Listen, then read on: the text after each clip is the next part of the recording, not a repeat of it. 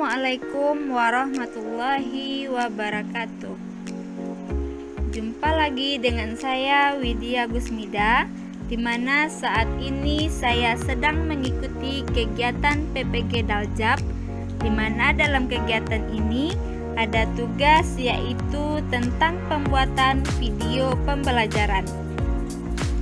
Di sini saya mengambil mata pelajaran SKI kelas 5 MI dengan judul Rasulullah Shallallahu Alaihi Wasallam menjaga perdamaian dalam peristiwa Fathu Mekah.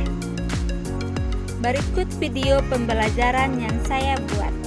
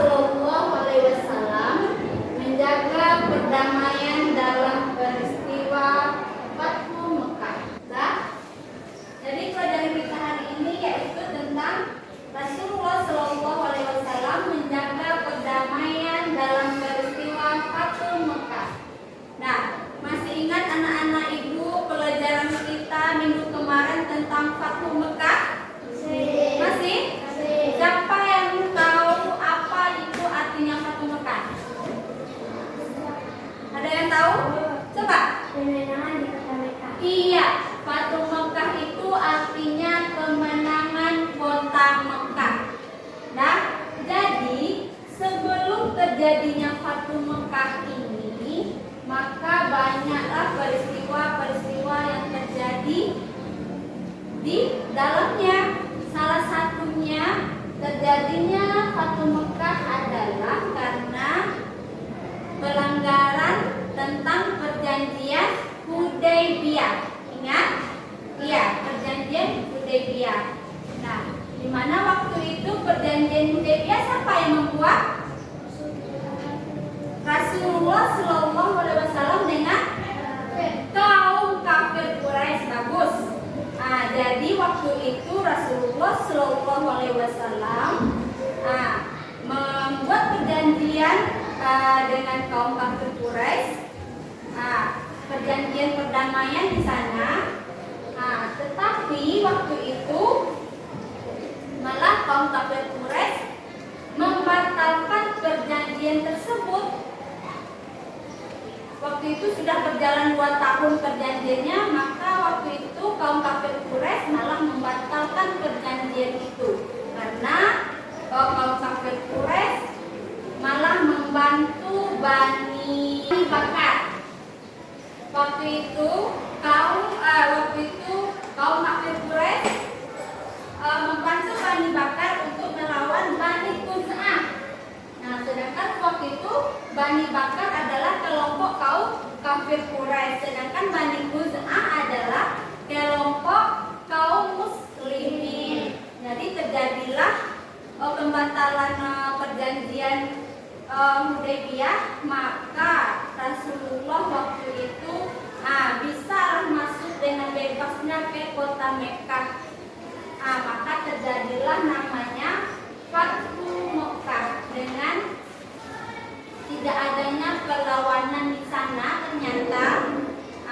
Maka kota Mekah bisa diambil kembali atau didamaikan kembali oleh Rasulullah Shallallahu Alaihi Wasallam. Makanya terjadilah Fatu Mekah karena waktu itu kaum Quraisy itu takut tidak ada permusuhan atau timbal balik. Waktu itu kan Rasulullah Shallallahu Alaihi Wasallam sudah dengan pasukannya sampai 10.000 orang. Maka takutlah kaum Quraisy tidak ada perlawanan. Akhirnya dimenangkanlah kota Mekah oleh Rasulullah Shallallahu Alaihi Wasallam. Makanya terjadilah Fatu Mekah. Paham sampai situ? Tetapi sekarang jadi coba pelajaran kita yang minggu kemarin. Nah, sekarang kita masuk ke kompetensi dasar dan indikator kita hari ini, yaitu yang pertama KD 3.4 tentang menganalisis cara-cara Rasulullah Shallallahu Alaihi Wasallam dalam menjaga perdamaian dengan kaum Quraisy dalam peristiwa Fatu Mekah. Terus indikatornya adalah yang pertama 3.4.1 menjelaskan cara-cara Rasulullah Shallallahu Alaihi Wasallam dalam menjaga perdamaian dengan kaum Quraisy dalam peristiwa Fatu Mekah. Nah, sedangkan indikatornya yang kedua adalah tentang 3.4.2 mengimplementasikan cara-cara Rasulullah Shallallahu Alaihi Wasallam dalam menjaga perdamaian dengan kaum Quraisy dalam peristiwa Fatu Mekah. Dan indikator yang ketiga adalah menentukan makna tersirat cara-cara Rasulullah Shallallahu Alaihi Wasallam dalam menjaga perdamaian dengan kaum Quraisy dalam peristiwa Fatu Mekah. Maka itulah di dalam KD ini itu untuk 3 kali pertemuan. Jadi kita membahas yang pertama. Yang indikator ini saja dulu. Nah,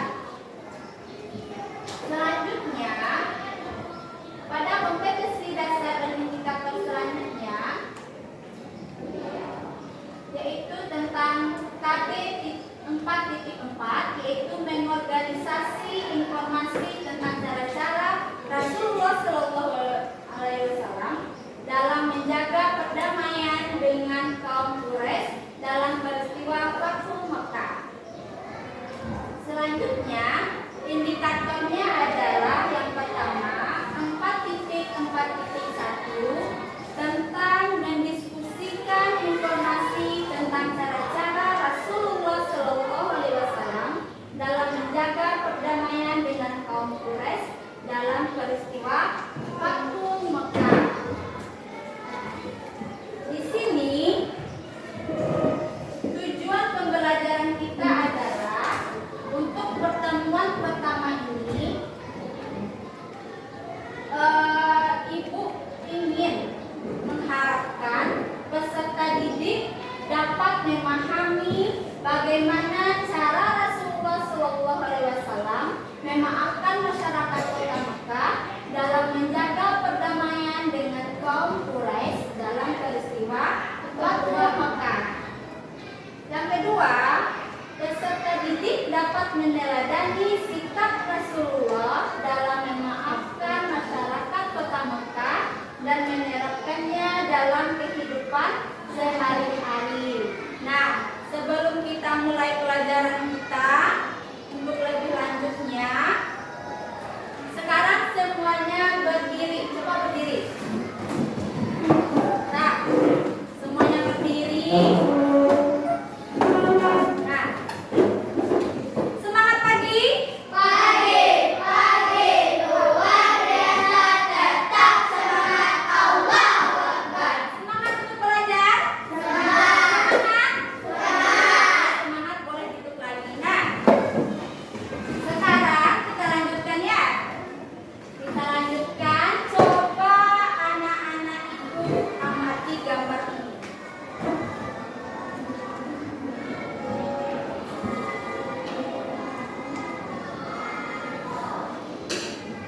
Sudah diamati, nak? Sudah ada yang terlintas di pikiran anak-anak ibu ini gambar apa? Sudah? Sudah ada? Kalau gitu ibu ingin tahu pendapat anak-anak ibu semuanya, apa yang ada terlintas di pikiran anak-anak ibu melihat gambar yang dua itu. Coba. Kira-kira itu menurut anak ibu itu gambar apa? Silakan ditulis pendapatnya.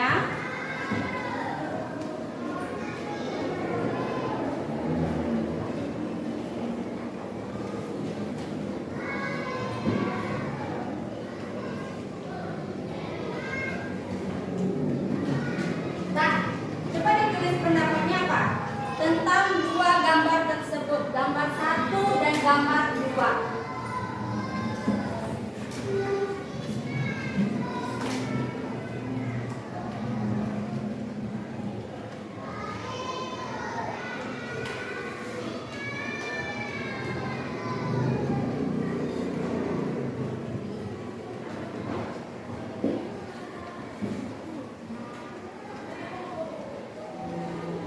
Sudah?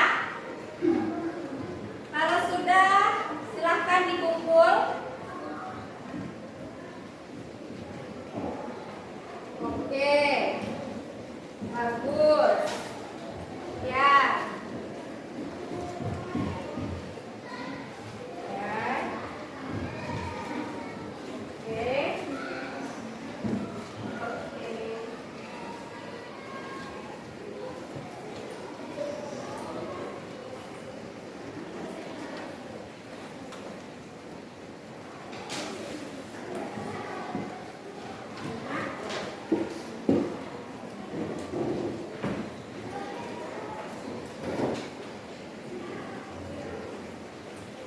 Nah, jadi sudah banyak berpendapat. Ada, coba siapa yang bisa? Ini pendapat apa? Menurut anak ibu yang pertama ini gambar apa? Orang sedang bersalaman. Kalau gambar yang kedua? Ada yang sedang menyebut ini saling memaafkan. Terus apa lagi? Ada yang berkumpul, iya.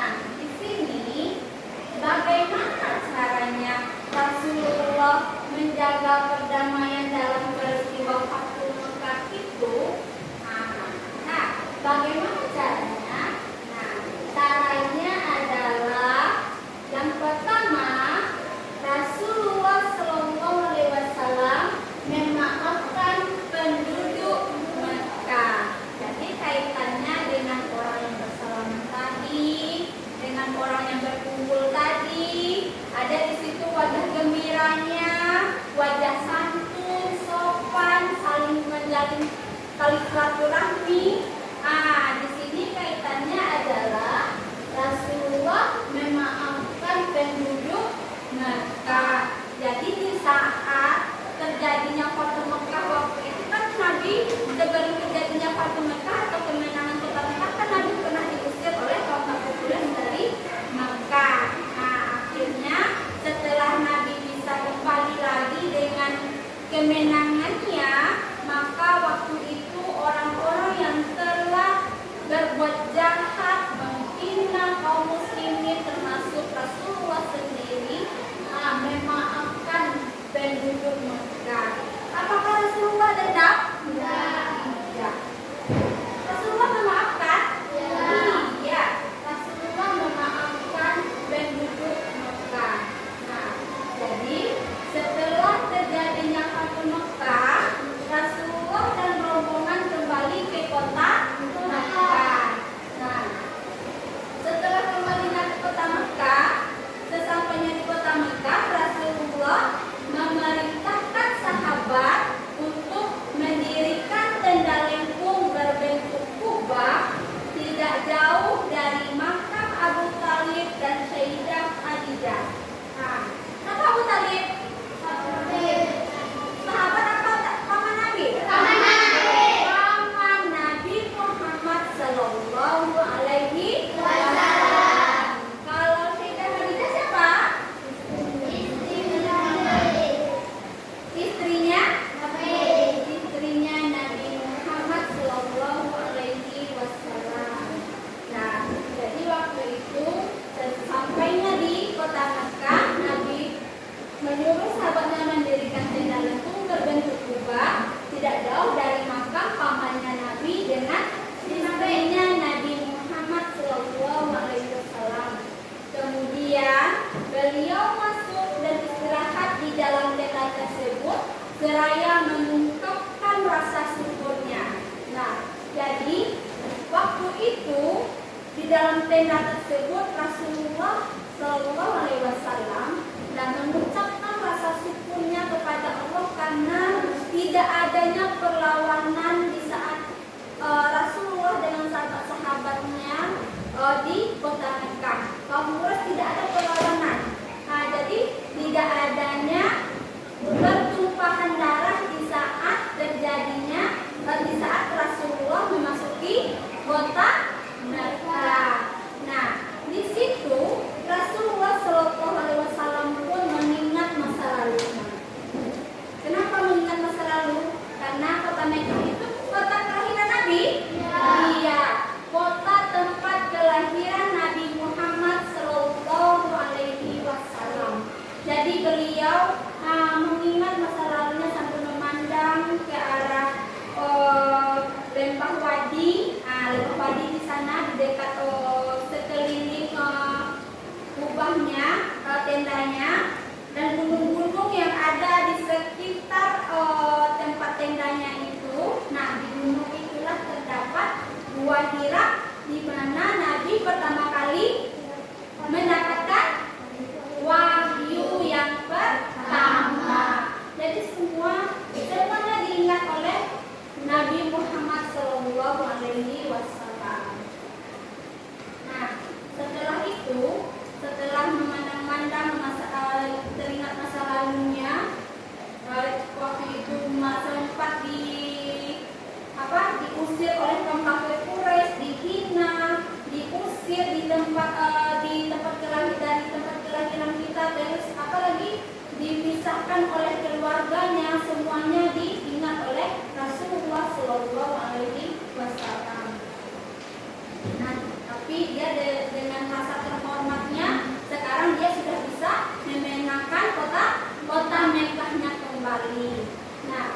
Setelah beristirahat di dalam tenda, maka kemudian Rasulullah Shallallahu Alaihi Wasallam hanya sebentar beristirahat.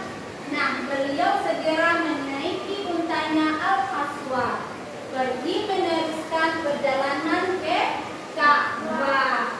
Beliau bertawaf di Ka'bah 7 kali dan menyentuh sudut Hajar Aswad. Jadi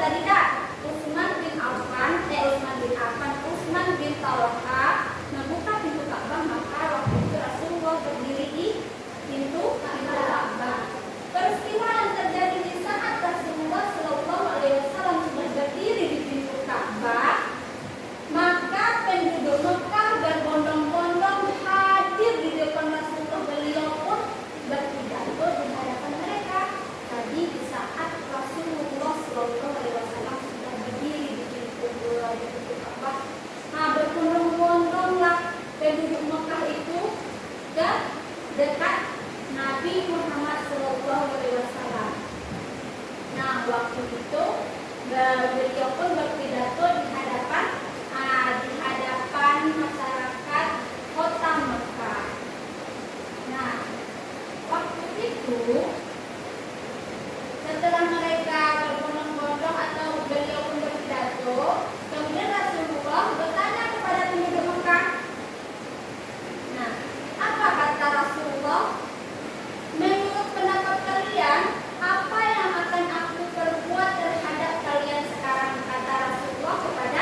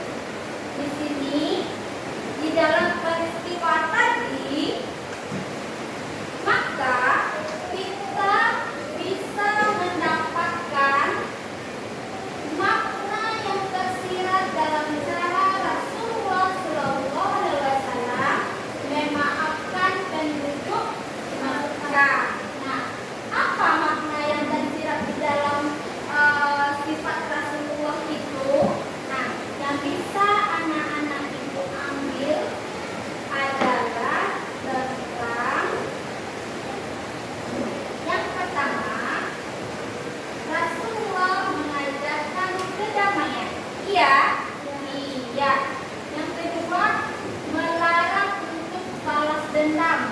Nah, jadi Rasulullah tidak mengajarkan kita untuk balas dendam.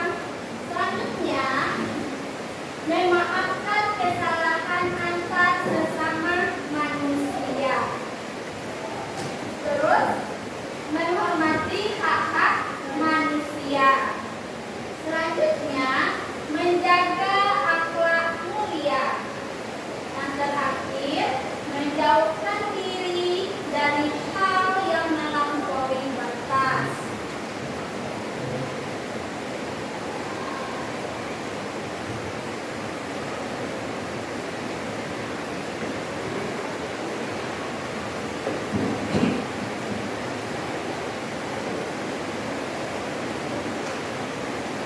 Nah, paham sampai situ, nak? Ya. Jadi bagaimana sikap Rasulullah waktu itu kepada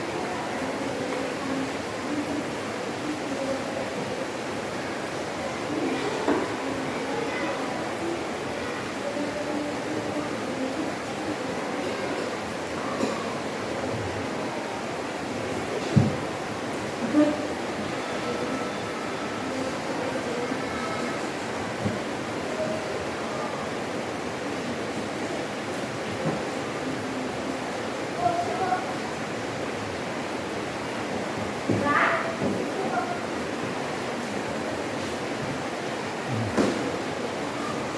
oke. Nah, sekarang Ibu minta secara bergantian ya. Taruh di situ dulu.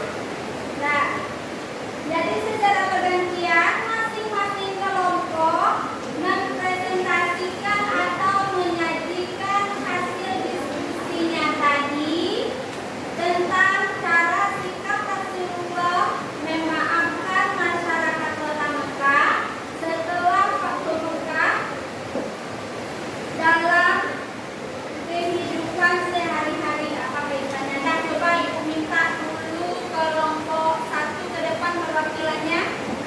Iya, Asila, coba ke depan Asila. Nah, yang lain menyimak ya.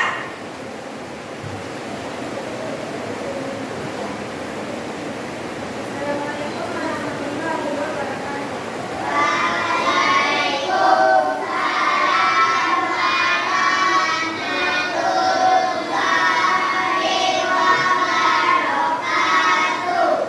kami akan mencoba mempresentasikan hasil diskusi kami. Cara Rasulullah memaafkan masyarakat Kota Makkah setelah Fathu Makkah adalah bersikap santun dengan memaafkan kesalahan penduduk Makkah di masa lalu, memberikan pengampunan umum atau amnesti, menerimanya sebagai saudara yang masuk Islam, dan melupakan kesalahan-kesalahan masa lalu. Kalau dikaitkan dengan kehidupan sehari-hari, kita tidak boleh saling mendendam dan harus saling memaafkan kesalahan orang lain. Iya. Terima kasih. Wassalamualaikum warahmatullahi wabarakatuh. Tepuk tangan dulu, tepuk tangan.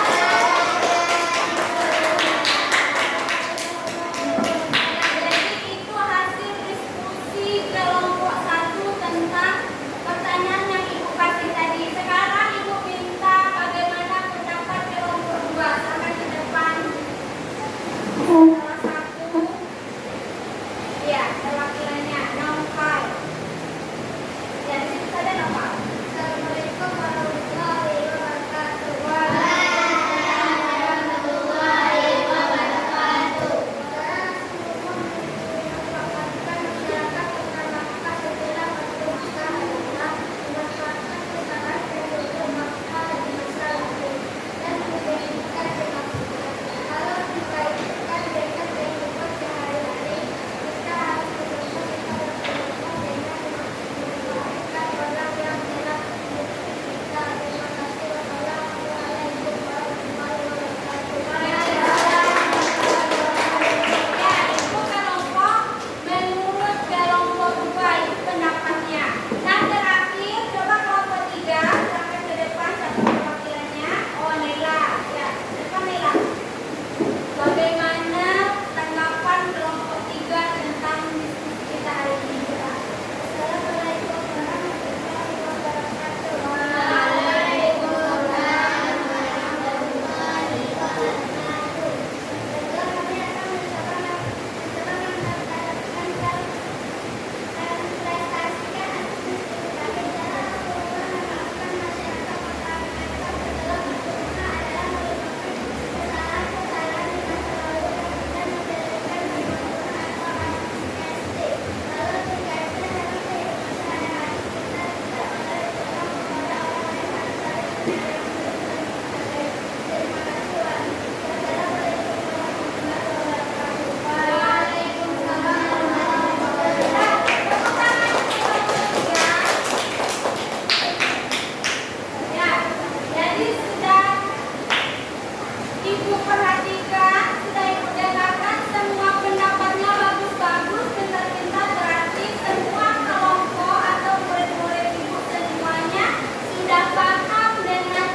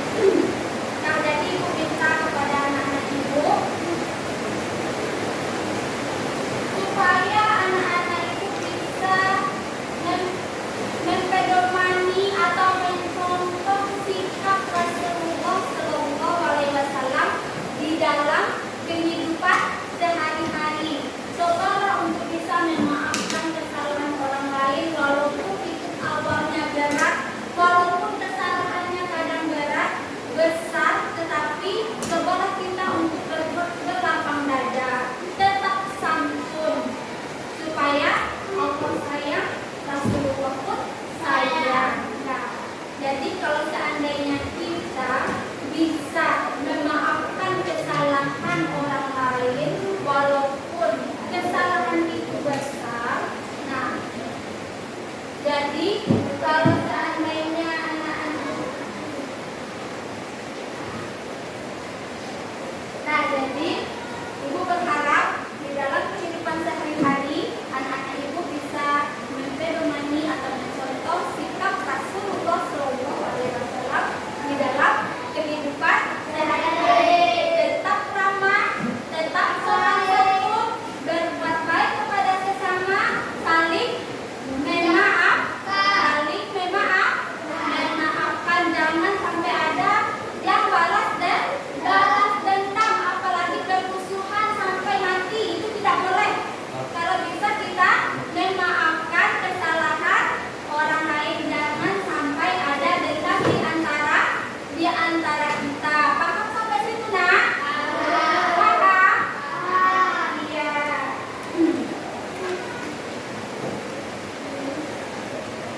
Nah, sekarang